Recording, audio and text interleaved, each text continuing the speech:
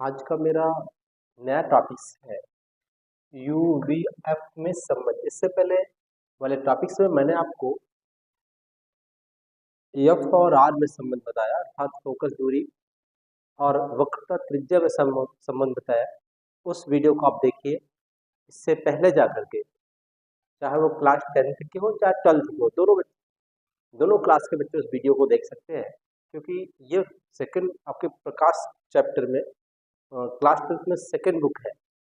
वहाँ का पहले लेसन का टॉपिक्स वो भी है, ये भी मिलेगा आपको क्लास 12th में, इसलिए देख सकते हैं, कोई समस्या नहीं है। हाई स्कूल वाले भी देखें। फिलहाल हाई स्कूल के लिए टॉपिक्स थोड़ा सा कठिन होता है, बहुत सारे स्कूल वाले तो पढ़ाते ही नहीं है, लेकिन फिर भी हम लोग पढ़ के चलते हैं, समझने का प्रयास करेंगे। कुछ नई नई बातें होंगी, जैसे इस टॉपिक्स को प्रूव करने के लिए हम लोग कुछ नई बातें करेंगे। शायद आप लोगों ने पढ़ी हो उस टॉपिक्स को, जैसे आप लोग ने समरूप त्रिभुज पढ़ा होगा, तो उसी पे बेस्ड ये टॉपिक्स है। आपको चित्र दिख रहा है, ठीक। जब वस्तु को हम लोग वक्रता के दौरान के बीच में रख करके इमेज डालते हैं, यहाँ से हम लोग एक लंब डाल लेते हैं, इसके बाद इसका डिराइव भी करते हैं। तो समझना है करेंगे कैसे। चलिए आप समझिए, आपके पास दो त्रिभुज है, एक दो, ठीक है। इससे पहले हम लोग समरूप त्रिभुज की विशेषता जानते हैं। एक त्रिभुज है, एक त्रिभुज ये है, तो ये ए बी सी है, ये पी क्यू आर है। अगर ये दोनों त्रिभुज समरूप है तो आप कह सकते हैं जो ए सी है और जो पी आर का अनुपात होता है वो ए बी, और इसका पी क्यू, इसका बी सी, इसका क्यू आर, ये आपस में बराबर होते हैं। मतलब इनकी जो भुजाओं का अनुपात है वो आपस में बराबर हुआ करता है। ये समरूप त्रिभुज कहता है। फिलहाल 9th में हो सकता आपने पढ़ा हो, नहीं पढ़ा हो फिर भी देख लीजिए कि अगर दो त्रिभुज हो, एक ए बी सी है, एक पी क्यू आर है, समरूप है, मतलब एक जैसा दिख रहा है, एक जैसा रूप का हो, ठीक है। तो आप इनकी भुजाओं, जैसे हमने इसकी ये वाली भुजा ली, पहले सॉरी इसकी ये वाली भुजा ली तो ए सी, इसकी वाली भुजा ली, दोनों का अनुपात दिखाया। इसकी ये वाली भुजा ली, इसकी ये वाली भुजा ली, इसका अनुपात दिखाया। इसकी ये वाली भुजा ली, इसकी वाली भुजा ली, इसका अनुपात दिखाया है, ठीक है। तो इस पे भी यही रूल्स अपनाएंगे हम लोग, तो समझने का प्रयास करिएगा। हम लोग यहाँ तीनों भुजाओं का यूज नहीं करते, केवल दो का यूज करते, जिसकी हम लोगों को जरूरत होती है। फिलहाल देखिए, हम लिखते हैं त्रिभुज का एक साइन है, ये त्रिभुज ओ डैश सी, इसमें त्रिभुज आई डैश एफ, नहीं आई डैश सी, तथा त्रिभुज आई डैश सी समरूप। तो मैंने आपको बताया, अगर समरूप है तो इसके जो लंब है ओ डैश, इसका जो लंब है आई डैश का अनुपात किसके बराबर में होगा? तीनों भुजाओं के बराबर दिखा सकते हैं। तो हम लोगों को इसकी और इसकी कोई जरूरत नहीं होती है, हम इसकी दिखाते हैं ओ सी बटे इसका है आई सी। ये क्वेश्चन फर्स्ट हो गई, पहली चीज। दूसरे पे चलते हैं, एक और त्रिभुज दिख रहा है, ये दोनों दिख रहे होंगे, ये भी समरूप दिखाना है। तो देखिए त्रिभुज ए एन एफ तथा त्रिभुज आई डैश एफ समरूप है। समरूप है तो आप कह सकते हैं उसका जो लंब है वो ए एन दिख रहा होगा आपको, मतलब लंब मतलब जो इसके सीधे में खड़ी है ये वाला। इसका जो लंब है आई डैश है, इसका जो आधार है वो एन ऑफ है, और इसका जो आधार है भैया वो आई एफ है, ठीक है। अब हम थोड़ा सा और आगे चले तो हम लोग कह सकते हैं जो एन है वो ओ डैश के बराबर है, क्योंकि ये आपको आयत दिख रहा होगा और आयत की आमने सामने की भुजाएं बराबर हुआ करती है। देखें तो हम कह सकते हैं चूंकि एन जो होता है वो ओ ओ डैश के बराबर है, इसलिए हम ए एन को ओ ओ डैश लिखेंगे, इसके बट्टे आई आई डैश है, ये एन एफ है, ये आई एफ है। तो ये समीकरण नंबर 2 हो गया। समीकरण 1 और 2 से देखें तो समीकरण 1 और 2 का ये वाला साइड बराबर दिख रहा है। तो हमने आपको सिखाया है इससे पहले वाले में भी, जब दो समीकरण के एक साइड बराबर हो जाए तो उसकी दूसरी साइड हम स्वयं बराबर कर लेते हैं, चाहे भाग करके दिखाएं चाहे तुलना करके दिखाएं, सब एक ही बात है। करेंगे तो जो हम लिख रहे हैं मिलेगा भाई।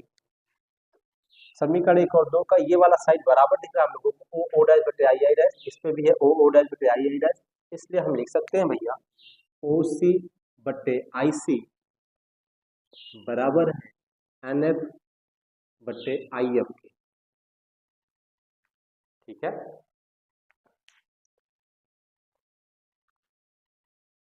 अब देखें, यदि एक वर्ड लिखेंगे, यदि दर्पण दर्पण का द्वारक बहुत छोटा हो, बहुत छोटा हो तो बिंदु ए बिंदु ए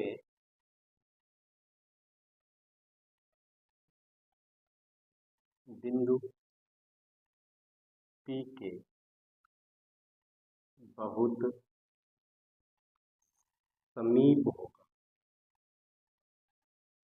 मैंने इससे पहले वाले में भी ये बात बताई है, अगर ये बिंदु ए इसके बहुत समीप हो जाए तो एन क्या हो जाएगा, एन और बिंदु पी एक दूसरे के बहुत समीप आ जाएंगे, तो जो एन एफ है अब वो पी एफ के बराबर हो जाएगा। यहां से लिख लें, मैं यहाँ पे लिख देता हूँ आप लोगों के लिए इस कोष्टक में, इसके बाद आप लोग के पास नीचे जगह होगी वहां नोट करिएगा।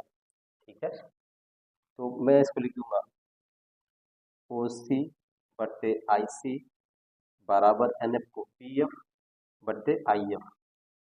अब हम लोग पहले ओ सी की वैल्यू निकालेंगे, फिर आई सी की वैल्यू निकालेंगे, और फिर जो पी आई एफ है उसकी वैल्यू निकालेंगे।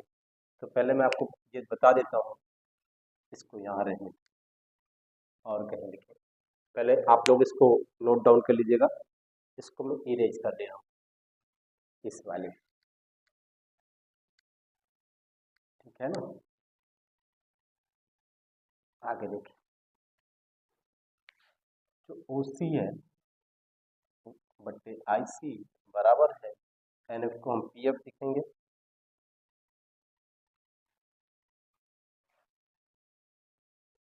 और आई एफ लिखेंगे।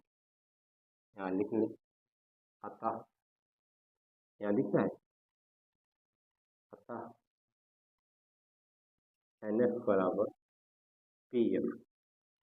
अब आगे लिखें, एन एफ की जगह क्या लिखेंगे हम लोग, पी एफ। अब देखिए हम लोगों को ओ सी की वैल्यू निकालनी है। ठीक है, तो आप सबसे पहले इसकी सबसे बड़ी दूरी जान लें, वस्तु की दूरी दर्पण से कितनी होती है, तो आपने पढ़ा है यू। इसकी दूरी वक्रता केंद्र किसके कितनी होती है, तो आपने पढ़ा है आर। ये प्रतिबिंब की दूरी इसकी कितनी होती है, तो आपने पढ़ा है वी। ये एफ है, इसकी दूरी कितनी होती है, तो आपने पढ़ा है एफ। इन चीजों को जानते रहिएगा। सबसे पहले इस दूरी को हम लोगों ने नहीं पढ़ा है, तो आप सपोज करो आपके पास, मैं आपको कुछ, ये ओ है, ये सी है, आपको इसकी वैल्यू नहीं पता है, पूरे की वैल्यू पता है, आप सपोज करो 10 है। ठीक है, आप सपोज करो इसकी वैल्यू पता है, यानी सी से जो पी की दूरी है वो पता है, पी सी हम लोग कहते हैं, वो आप सपोज करो 5 है। तो आपको यक्स निकालना हो तो क्या करेंगे, आप कहेंगे सर जो एक्स है ओ सी है, उसको निकालने के लिए पूरी दूरी सब, यानी पूरी दूरी हम लोगों की ओ पी है, क्या माइनस कर देंगे सी पी, अर्थात 10 में से 5 घटा देंगे तो आपको x की वैल्यू मिल जाएगी, और यही ओ सी रहेगी।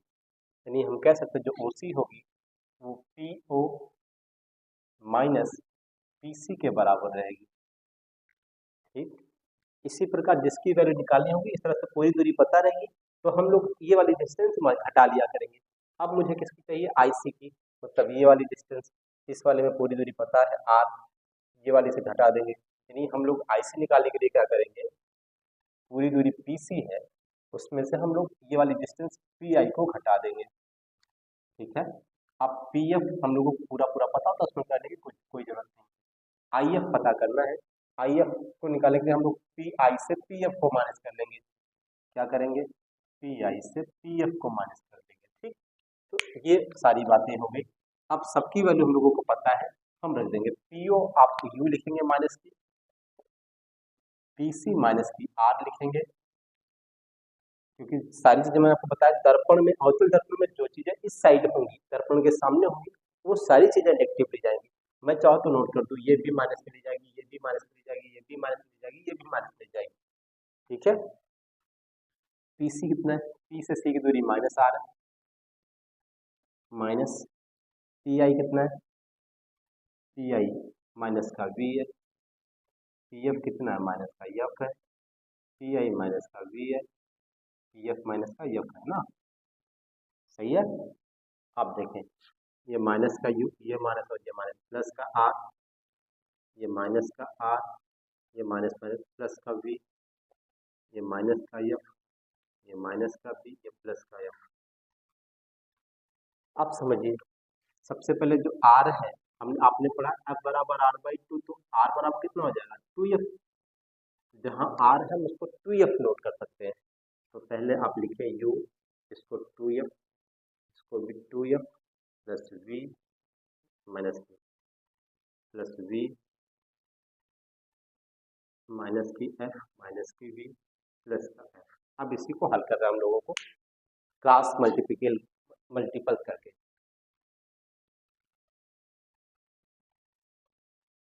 इसका इस पे गुणा करना है, इसका इस पे गुणा करना है। अब आपको इस पूरे उसमें केवल यू वी एफ ही दिख रहा है। ठीक, हम उस फॉर्म में आ गए जो हमको, जिसमें हमको संबंध चाहिए था। आपको भी इसी तरह से डिराइव करना है इसको। चलिए, सबसे पहले v का दोनों में गुणा करेंगे, ये माइनस प्लस हो जाएगी, यू वी आ गई, ये और ये आ गई माइनस के टू एफ वी, इसका काम खत्म, एफ का गुणा इसका माइनस के एफ यू आ जाएगा, ये इसमें करेंगे तो प्लस का टू एफ स्क्वायर आ गया, बराबर आएगा एफ का गुणा इसमें माइनस माइनस प्लस हो गया, टू एफ स्क्वायर, इसका इसमें गुणा माइनस का एफ वी आ गया। बताओ, ये दोनों सेम सेम दिख रहा है, F R plus plus sign दिख रहा है, बराबर कट जाएगा। इतनी गणित आप लोगों ने सीखी होगी। यू वी को इस पार रोकिए, बाकी सबको इस पार भेज दीजिए। चले, तो सबको उधर लेके चलते हैं हम लोग।